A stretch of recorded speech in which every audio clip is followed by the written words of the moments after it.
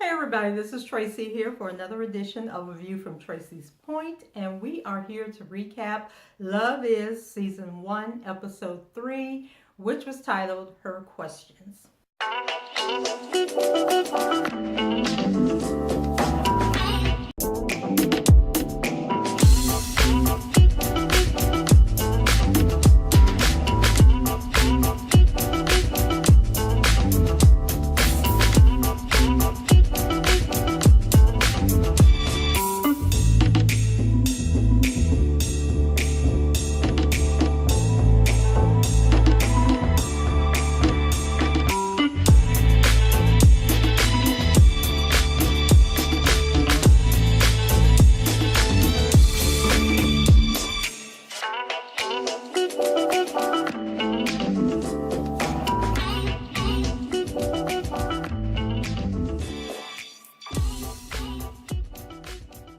We start the episode with older Nuri explaining that every couple should go through a cocoon phase in their courtship. And this usually happens at the beginning of the relationship, and it's where the couple shuts out the world and focuses on each other only. Then we have a flashback to young Yasir and Nuri in their cocoon. And so you guys know it's the morning after they have gone on their first date, which was the Wynton Marsalis and Cassandra Wilson concert. So they're all in love, goo goo gaga, we know the story. So they're falling deeper in love, and their cocoon started from the moment they went to the concert. And according to Nuri, those 18 hours from the time that they, from the time they were struggling to meet up with each other at the concert to where they are now, were some of the best moments of their relationship. And I'm thinking, y'all been married 20 years now? If that was the best part, I can't wait to find out what took place during these 20 years. So they took the party back to Nuri's house, and after the concert, and almost had sex. And it got really hot and heavy until Yashir pointed out that it's Ramadan and they need to chill out.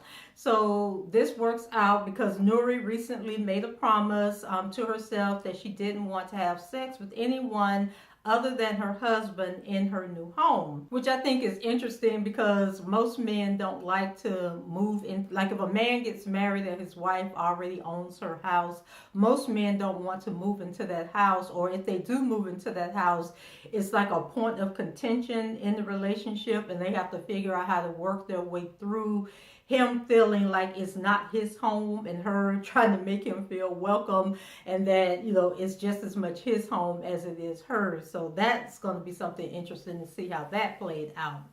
So Yasir says he's cool with it and makes his moves to leave, but when he goes to leave, his car won't start. And I guess Yasir said, like, God dang it, can anything else go wrong to make me look like a buster? So he refuses to knock on Nuri's door to ask to see if she has a AAA card, but Nuri is watching him struggle and finally invites him back inside because she doesn't want him to leave anyway. And in hindsight, older Yasir said that he felt like that night with Nuri was his whole lifetime. So, you know, the older couple, they just be coming, you know, with the lines and make us see like how wonderful love is. So as they're reclining on the floor, Yasir with his head in Nuri's lap, she's reading one of his scripts, and I guess it's the script he's been writing, trying to finish, which is keeping him from actually going out, getting the job, and helping Ruby pay some of these bills. And it was kind of awkward because I don't recall Nuri ever mentioning the script or giving him a critique or saying what she thought about it, and that may lead to how Salim, the real Yasir, Salim, how he becomes like they form this company where they're actually producing and writing these shows together. So the next day, Nuri discovers that she got the day off work so they can spend even more time coddling together. And so Yasir is like helping her get work done around the house. And so Nuri opens up to him about all her men, that she has dangling on the string because she's so darn irresistible to the male species. But things have changed, and she has no problem cutting any of these men off for Yasir. He's just that important to her, and he's made that big of an impact on her life within the last 36 hours since they've been talking. So the time gets cut short when Nuri remembers that Angela is meeting a guy that she met on the internet at the local Home Depot. Now this where the show kind of like annoyed me again, because now Nuri is head over heels with a guy who is unemployed and lives with his ex-girlfriend, who is really his girlfriend in my head, until he actually moves out of her house for good and stop running back over there. Yet she has the nerve to judge Angela for looking online for looking on online dating sites for love. And maybe if Nuri wasn't so greedy and capitalizing on 4 men at one time, Angela could find love. But we know that isn't the case because she doesn't have, the look that these shallow men are looking for. So at the home improvement store, Angela learns that Mr. Internet isn't the man that he claimed to be, and he's pretty much lied about how tall he is, how much he weighs, how old he is, just like a whole bunch of stuff that he's lied about. And I'm thinking that Angela probably could have been as forgiving of him for his lies as Nuri is of Yasir, had Nuri not shown up to save the day. So the plan is for Nuri to coincidentally to be in the store, incidentally bump into Angela and check the dude out. And then if she feels that Angela is uncomfortable and wants to end the little meetup quicker, then Nuri would do something to kind of interrupt and get Angela away from him. So we don't really get to see if Angela really wanted to stay with the guy or not, because she was standing there looking at Nuri like she didn't know what was going on. And then Nuri did something with the shopping cart to make it look like Angela had bumped into her heel or ran over her foot or something. But Angela says, oh, well, I got to take her to the hospital to see about this. I'm so sorry. We got to cut the date short. So she kind of made Angela feel bad about that guy, but yet she wasn't feeling bad about Yasir and all of his baggage. So many women on social media have turned to the colorism issue when it comes to Nuri and Angela.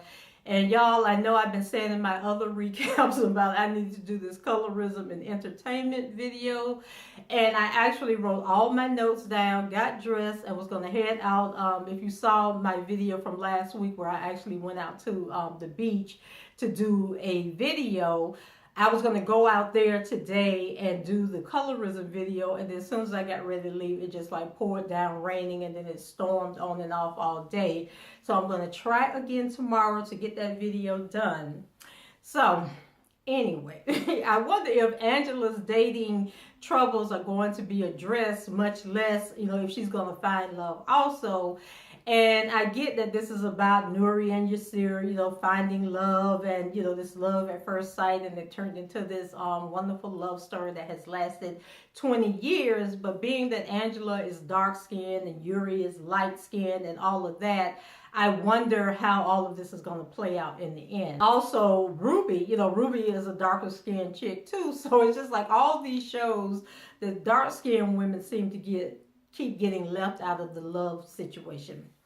So Yasir goes back to Ruby's place to look for a AAA card and discovers that Ruby has secretly had liposuction. And so she's bandaged up. And like for the longest, we couldn't figure out, well, what happened to Ruby? What happened to Ruby? Like she actually had to say that she had had liposuction, because we were trying to figure out, she was wearing this contraption, and like, do people still wear that whole body girdle thing today when they get liposuction? So in Ruby's mind, she felt that she had to do the liposuction because in her line of work and wanting to own her own yoga studio and being a yoga instruction, she doesn't think that people will want to sign on with her if she got this big butt and these big hips. But Yasir tries to tell her that it's not about how her body is shaped, but it's more about the knowledge that she has. And I have to disagree. Like, that may be the case now, but you're talking about late 1990s in California, where everybody's just thin. I can understand why she would feel that way. So Yasir is obviously disturbed seeing Ruby in so much pain and all bandaged up and everything, and especially because she has no one there to help her recover, not even whoever it was that took her to get the surgery and brought her back home and dumped her in the bed and left her alone. So Yasir tells her that he always thought that she was beautiful and even helps her like changing her bandages and draining out this I guess it's like the pus or the fluid or blood or something. It was just disgusting. And I'm thinking like, I'm going to give Yasir a few points, you know, for being so attentive and caring and, you know, willing to bathe Ruby, get her up, feed her, make sure she walks around, don't get blood clots and all of that stuff. So I don't know if he was feeling guilty for what he was doing to her with Nuri, or if that's just the type of guy that he is. So Ruby gets Yasir to promise that he won't tell anybody about the surgery, not even her parents. So then we have another visit from Nuri's mom, who is off the chain. So Nuri's mom wants to know everything there is to know about Yasir, and we already know that this will be a very short conversation because all Nuri knows about him at this point is his name. So she doesn't have his last name, doesn't know his birthday, and y'all know mom is all into astrology, so she was really pissed that Nuri didn't know his zodiac sign. So mama lets her have it and tells her that these are basic conversation questions that should have been asked the first time she met Yasir, let alone on the first date. And so she wants her airhead daughter to be more discerning and not just falling in love with any Joe that comes her way. So this plants some doubt in Nuri's head, especially after Yasir forgets that he and Nuri had made plans to get together later on that evening after she ran out to help Angela at the home improvement store. So he's so caught up, you know, taking care of Ruby that the day gets away from him. And when he remembers, he can't find the piece of paper with Nuri's number on it so he can call and explain. So Nuri is upset that she can't reach him either and gets worried and concerned, like what happened? Maybe he doesn't like me anymore or whatever. So she comes across Miss Pearl, the nosy white neighbor, and I think that lady's name is Miss Pearl, and I meant to go look it back up because y'all know I will give a character a name in a minute. So she informs her that Yasir pushed his dead car, like he was pushing the car up the street. I don't know where he was trying to push it home or what, but he ended up abandoning the house in front of the neighbor's house. And so she's concerned about Yasir and, you know, and I guess concerned about Nuri, that she's dating this man whose car done broke down. So what she really wants to let Nuri know, like, let's be honest about it, is that she went through Yasir's car and has determined that based off of all the stuff in it, that he is probably homeless and living in his car. So when Nuri says that she doesn't know Yasir's last name, Miss Pearl lets her know that his last name is Omar. And she knows this because she done went in the glove compartment and pulled out a stack of mail that was rubber banded together that had his name and the address on it. And so she gives Nuri that information as well. So meanwhile, Yasir is ready to give Ruby a sponge bath, but there's a knock at the door, and of course it is Nuri. So he's shocked to see her and secretly praying in his brain. I know he was praying hard, y'all. Like, please don't let Ruby yell out or get up and waddle her way back into the living room and see Nuri at that door. So he apologizes, you know, for standing her up, but Nuri wants answers. And most important, why aren't you letting me inside or telling me to come inside? Next, why did he stand her up? How does he make his money? Is he homeless? And is he using her? So she's trying to think of all these questions that her mom gave her, and she's rattling them off one by one. But Yasir says that he can't give her those answers right now, and then secretly prays that Ruby doesn't bust him out. But he tells Nuri that he'll meet with her the next day, and he promised he'll fill her in on everything and let her know what's up. So truth be told, that apartment ain't that big, and Ruby was probably listening to the entire conversation to see how Yasir was going to handle the situation.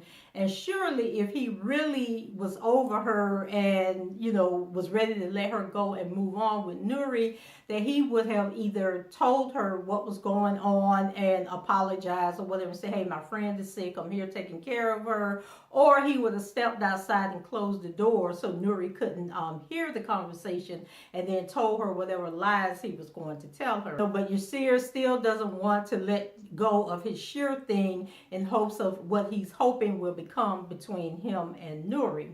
So, first of all, he got to figure out, if Nuri is going to be as kind and giving as forgiving as Ruby is, and if she's going to let him lay up in her house and suck up her air condition and eat all her food when he doesn't have a job. So Mara is expecting so much from her viewers, especially those of us who have had our own Yasirs in our lifetime.